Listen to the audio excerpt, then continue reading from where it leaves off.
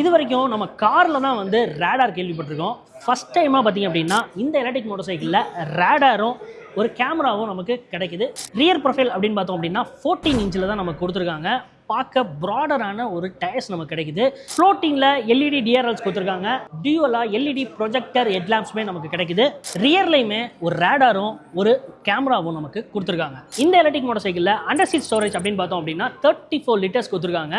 7 இன்ச்சில் multi colour TFT display கிடைக்குது. Top speed வந்து 125 km/h வந்து டாப் ஸ்பீட் நமக்கு இருக்குது. 0 to 60 2.9 செகண்ட்ஸில் வந்து அட்டைன் ஆகும்னு சொல்கிறாங்க.